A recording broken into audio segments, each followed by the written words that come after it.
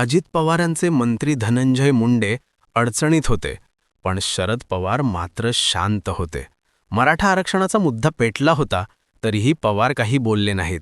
शेतकऱ्यांच्या कर्जमाफीवरून सरकारवर टीका होत होती, तरीही शरद पवारांची भूमिका एकच, शांतता.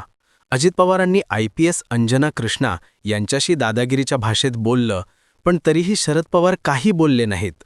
मग हीच शरद पवारांची शांतता वादळापूर्वीची शांतता आहे का?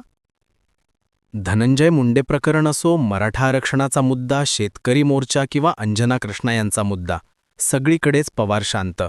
हाच प्रश्न सगळीकडे पडलाय. लोक म्हणतात पवार 2 गुणांचा खेळ खेळतायत, कधी बेदुणे 4 तर कधी 2+2 0. आता ते गुणाकार करतायत की वजाबाकी, हे कळण्यासाठी वेळ लागणार आहे. उद्धव ठाकरे पक्ष आणि चिन्ह गेल्यापासून सुप्रीम कोर्टात झटत आहेत, पण पवार मात्र शांत आहेत.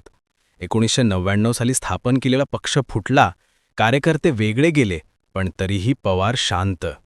काहींचं म्हणणं असं की अजित पवार BJPच्या संगतीत गेले, पण पवारांनी कधीच मान्य केलं नाही की संगत चुकीची होती. माझा पुतण्या फसला असंही त्यांनी कधी म्हटलं नाही. पुतण्यावर काहीच टीका नाही. का? पुढचं नेतृत्व सुप्रिया सुळे आणि रोहित पवारकडे देण्याचा मनात आहे का? जयंत पाटील बाजूला झाले त्याचं कारण अंतर्गत राजकारण आहे का? की सगळं आधीच ठरलेलं होतं? मराठा आरक्षणाचं आंदोलन सुरू असताना सुप्रिया सुळे जरांगे पाटलांना भेटायला गेल्या, पण विसरू